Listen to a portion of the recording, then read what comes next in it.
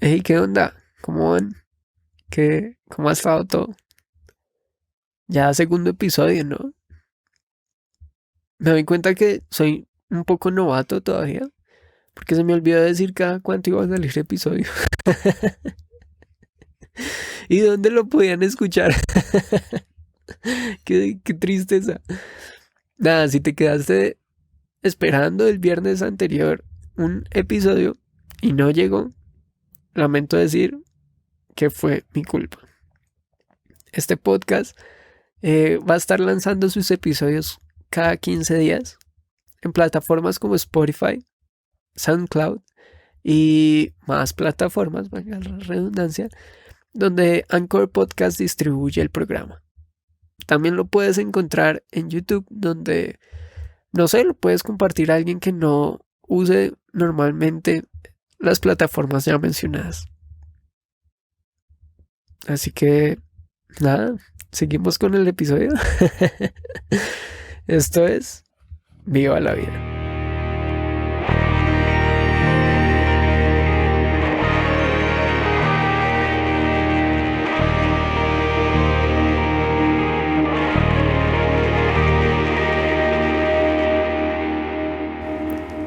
Bueno, nuestra historia eh, está ubicada en Esdras. Esta vez en Esdras, capítulo 1. Y es una historia interesante porque dice así, de hecho, pues les voy a leer, ¿no? Dice: en el primer año de Ciro, rey de Persia, el Señor cumplió la profecía que había dado por medio de Jeremías.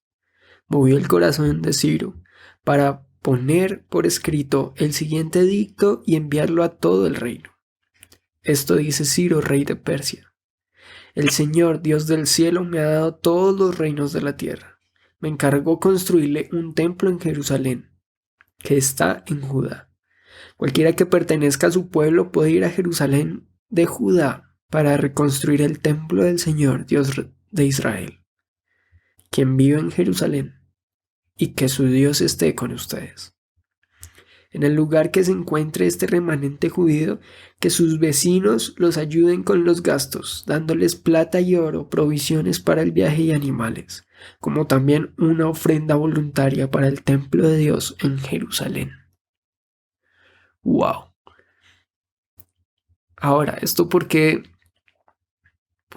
es una buena noticia que está pasando en este momento? Bueno, es que básicamente Israel estaba exiliado, estaba roto. Espera. ¿Qué? Bueno, estamos hablando de un tiempo en que Israel o su pueblo no se encontraba precisamente en su tierra. Y aquí empezamos, en el exilio de Israel.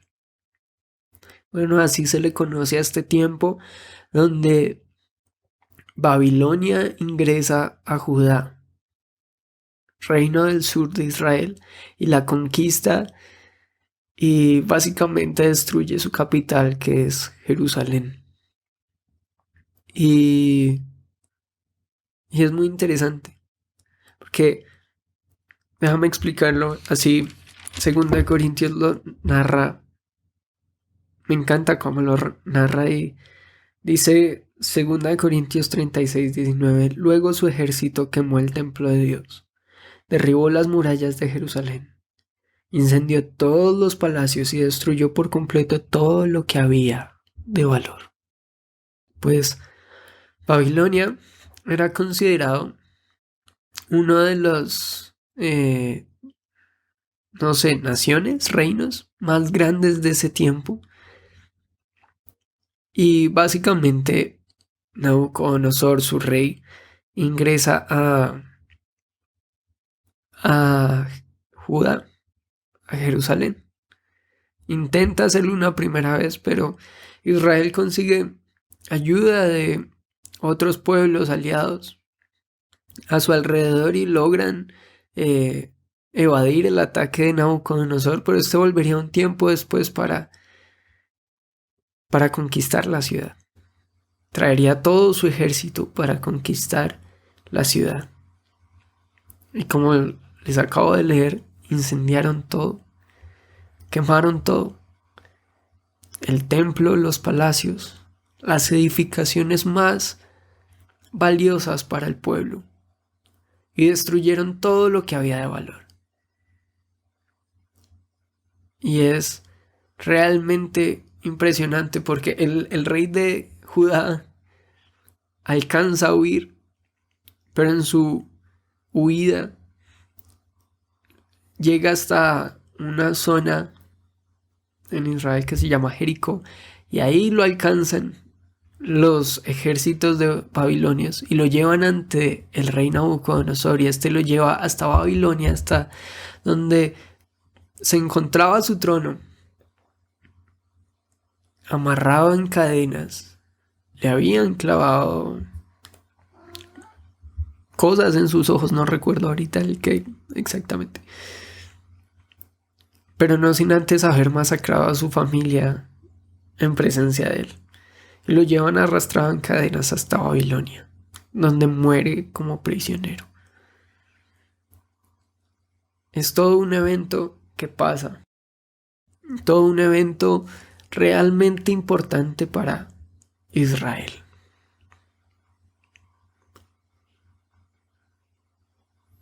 Y ustedes dirán, ¿dónde está Dios en ese momento? Pues bueno,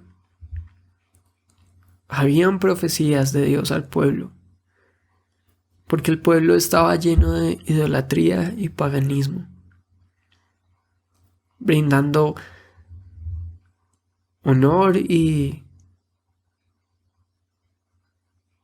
adoración y sacrificios a otros dioses que ellos mismos creaban, que ellos mismos construían.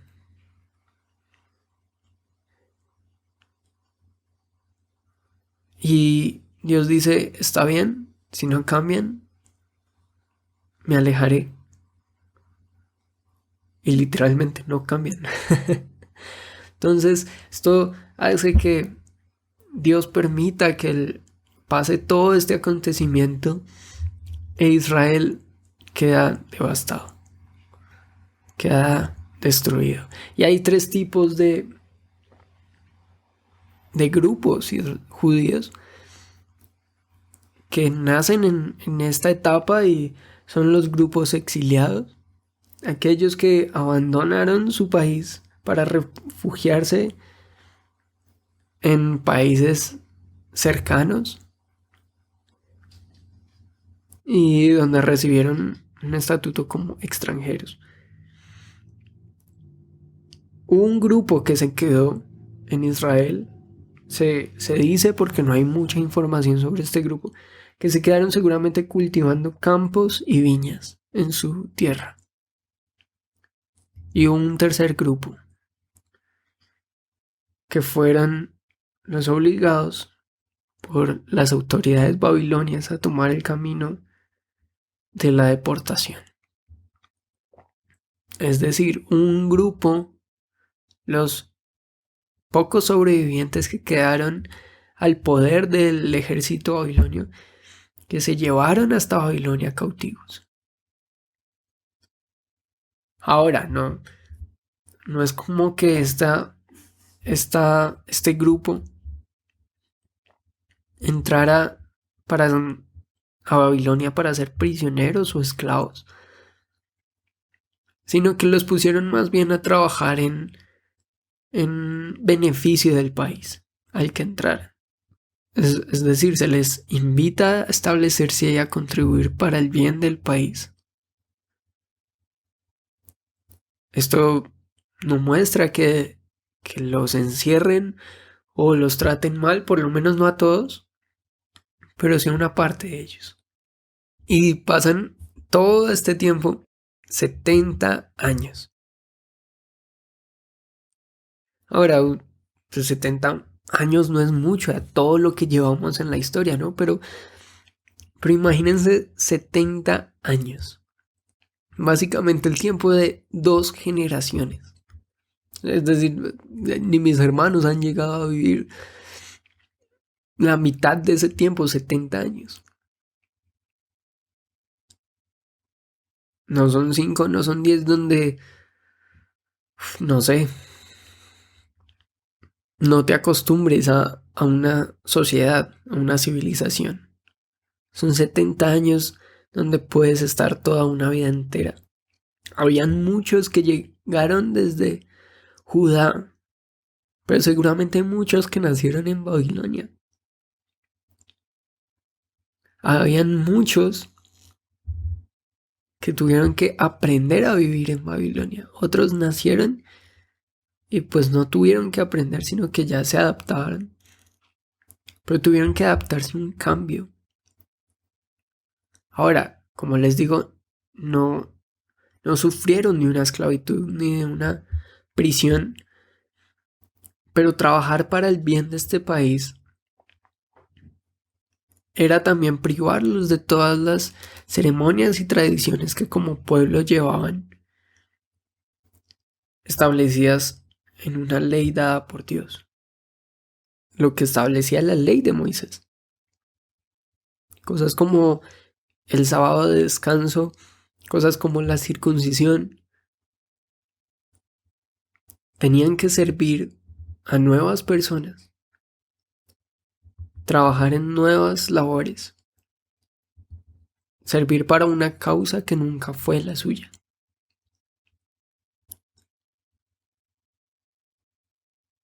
Servir para un Dios que nunca fue el suyo.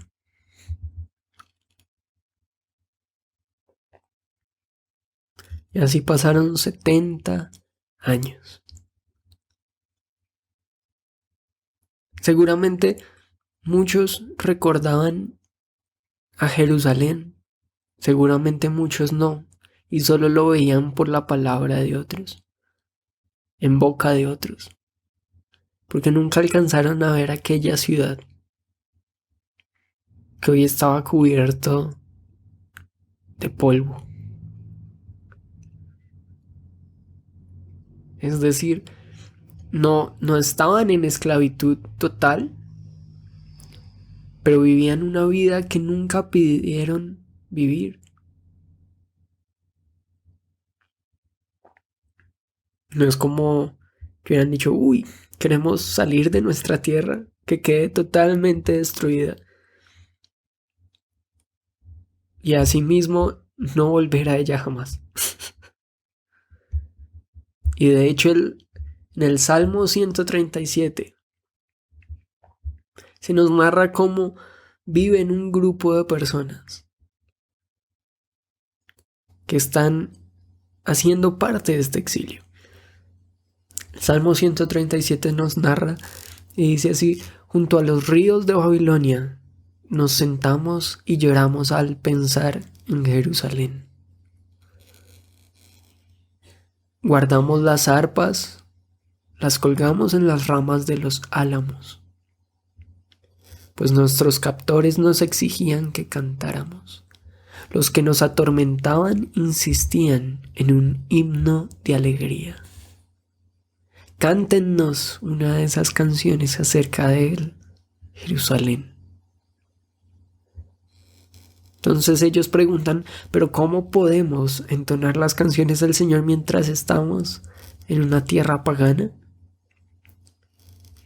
Y me encanta lo que sigue porque es como amor a su tierra. Y dice así el versículo 5, dice: si me olvido de ti, oh Jerusalén, que mi mano derecha se olvide de cómo tocar el arpa, que la lengua se me pegue al paladar si dejo de recordarte, si no hago de Jerusalén mi mayor alegría.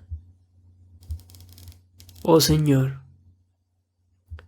recuerda lo que hicieron los edomitas el día en que los ejércitos de Babilonia tomaron a Jerusalén.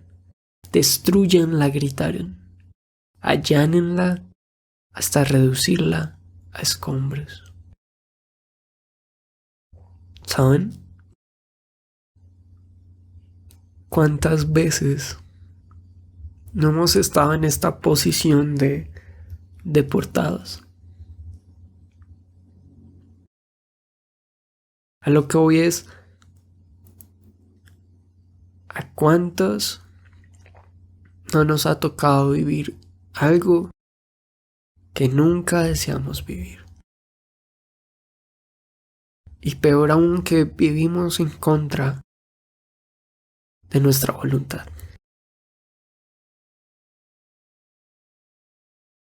Y han robado nuestra integridad, sea moral, sea ética, sea sexual.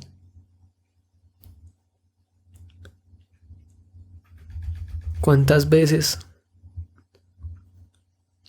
no nos han hecho salir del lugar en el que estamos seguros en contra de nuestra voluntad, para hacernos vivir algo que nunca pedimos vivir? Y eso es lo que vivía Jerusalén, bueno, el pueblo judío.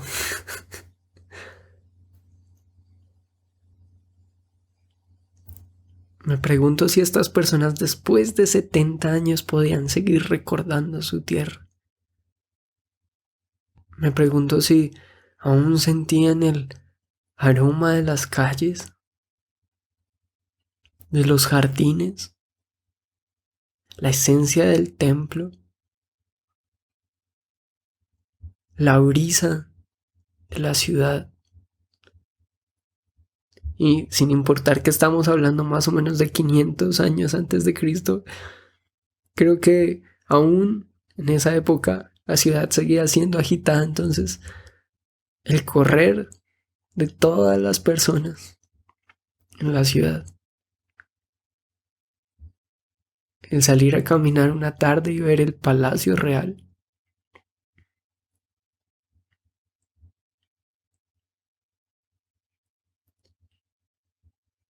es, aún me pregunto si estas personas seguían recordando a Jerusalén, porque el último vistazo, porque el último, la última captura, no sé, el último panorama que tuvieron de su ciudad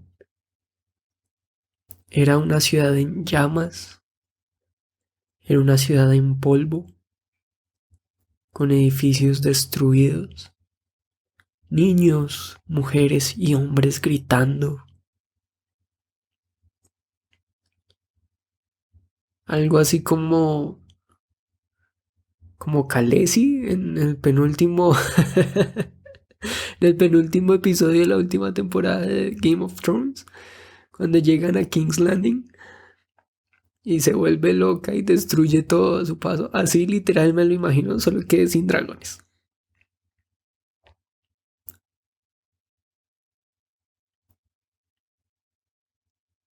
Era totalmente un recuerdo vago y sombrío de su ciudad.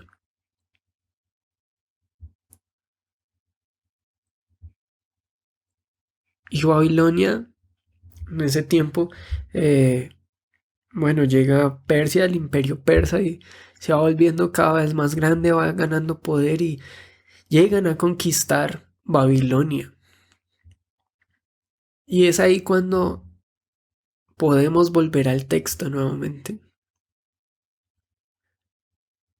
y entrar a entender un poquito más lo que nos está queriendo decir. Dice, en el primer año de Ciro, rey de Persia, el Señor cumplió la profecía que había dado por medio de Jeremías. Movió el corazón de Ciro a poner por escrito el siguiente edicto y enviarlo a todo el reino.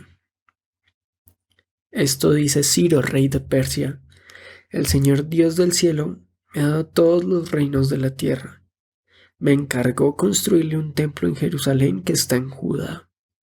Cualquiera que pertenezca a su pueblo puede ir a Jerusalén de Judá para reconstruir el templo del Señor, Dios de Israel, quien vive en Jerusalén, y que su Dios esté con ustedes. En el lugar que se encuentre este remanente judío, que sus vecinos los ayuden con los gastos dándoles plata y oro, provisiones por el viaje y animales, como también una ofrenda voluntaria para el templo de Dios en Jerusalén. O sea, imagínense el detonante que esto causó. ¿Cómo recibirían el mensaje aquellos judíos que no estaban en su tierra? Podían volver a casa. Podían volver a su hogar que tenían antes de que se las arrebataran. Sigue diciendo, luego Dios movió el corazón de los sacerdotes, de los levitas y de los jefes de las tribus de Judá y de Benjamín, para que fueran a Jerusalén a reconstruir el templo del Señor. El propio rey Ciro sacó los objetos que el rey Nabucodonosor se había llevado del templo del Señor en Jerusalén y había colocado en el templo de sus dioses. Ciro le ordenó a Mitrídates, el tesorero de Persia, que contara esos artículos y se los entregara a Sesbazar, el líder de los desterrados que regresaban a Judá. Me encanta cuando Dios dice, cuando el libro dice que Dios movió el corazón de Ciro. En otras versiones dice impulsó a Ciro. ¿Por qué? Porque, bueno, no fue de la noche a la mañana que el Ciro escuchara una vocecita por ahí diciendo, Ciro, Ciro, libera a mi pueblo. No, no, no. Es interesante porque se dice que Daniel alcanzó, en el libro de Daniel, Daniel alcanzó a ver el reinado de Ciro. Y muchos dicen que seguramente le mostró las profecías que Isaías hacía sobre él. O sea, fue como un trabajo de los profetas que fue mostrándole todo esto, que Dios movió a Ciro y lo impulsó. Ahora, no era, pues era rey de Persia, nunca fue rey de Israel. Por lo tanto, nunca fue judío. Por lo que dicen que esto muestra que Dios no solo es Dios de una nación, sino que Dios establece y ordena su palabra en todo el mundo. Wow. Wow. Y era el tiempo de volver de Israel, porque su Dios así lo dictaba.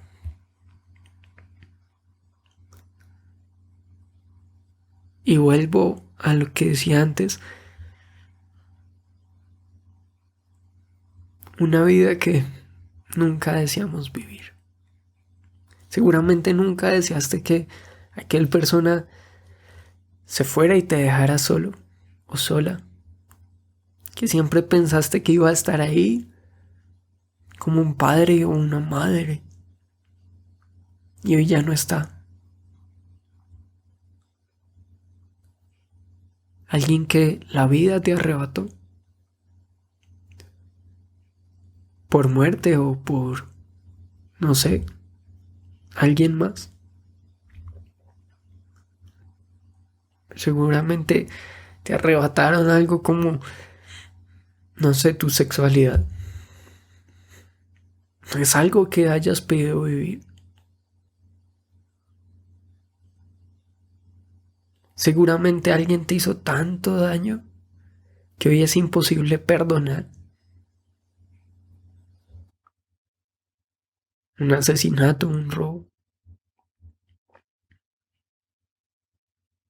un abandono.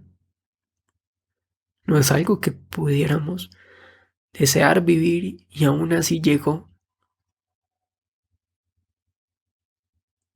Y hoy el vago recuerdo de aquellos momentos en que estábamos con esa persona o en ese lugar o viviendo ese momento, hoy son vagos.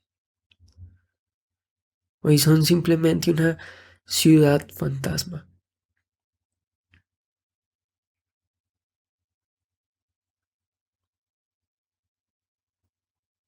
Seguramente nunca pediste caer en droga.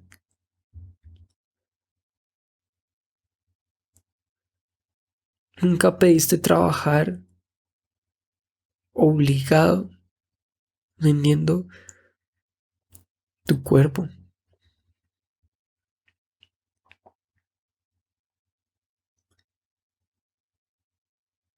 Y hoy solo la inocencia de un niño, hoy solo la honestidad, hoy solo la verdad y la justicia son una ciudad fantasma en nuestra mente.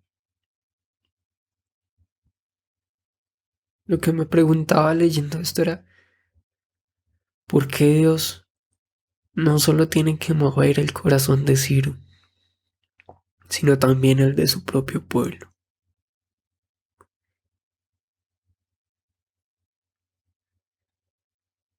Porque a veces es tan difícil volver y reconstruir todo. A veces es tan difícil volver y trabajar para que todo se vea como antes. A veces es más fácil aceptar y vivir el ahora. 70 años te dan para que puedas empezar de nuevo en otra tierra, con otra vida, con otra persona, en otro lugar, con otra carrera.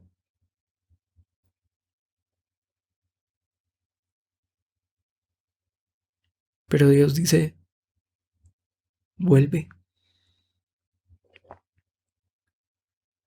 vuelve y reconstruye. Vuelve a amar,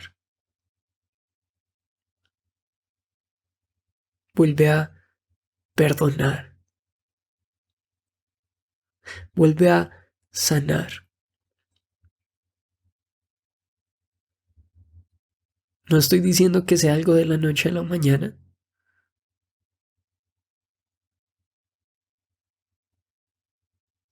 No estoy diciendo que sea algo que pase de repente y que uno olvide así sin más.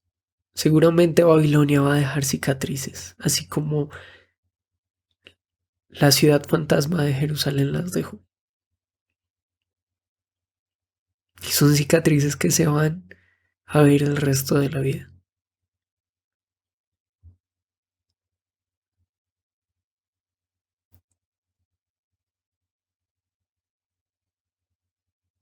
Pero ¿qué tal si vuelves para reconstruir todo y seguir?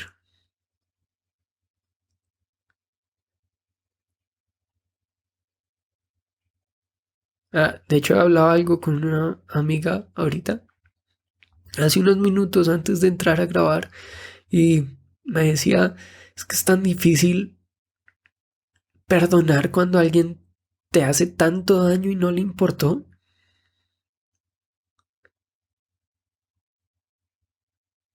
Y es que esa es la cuestión, por eso pesa tanto el perdón, porque no sana a los demás, te sana a ti.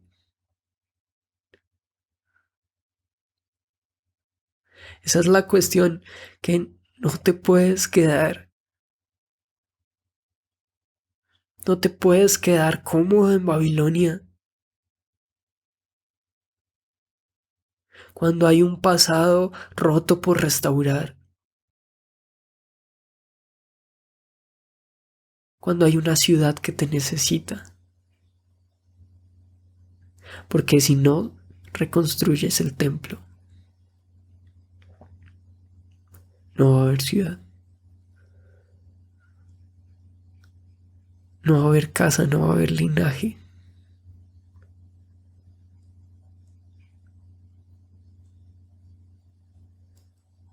A veces solo basta mirar para atrás para poder seguir adelante. Y este caso no es solo para recordar, es para reconstruir. Es para sanar.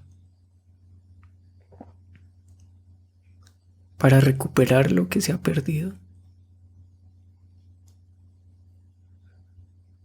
Puede que esa persona no vaya a volver, pero hay miles por delante esperándote.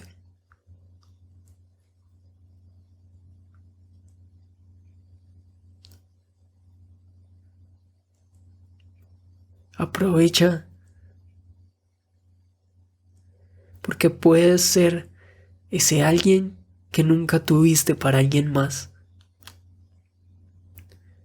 Puedes ser el mejor padre que siempre te faltó para un hijo que hoy te necesita.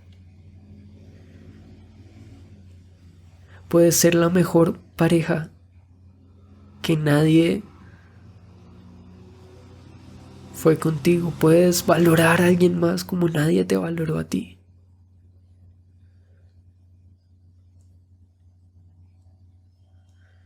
Puedes ser ese alguien que nunca tuviste para alguien más.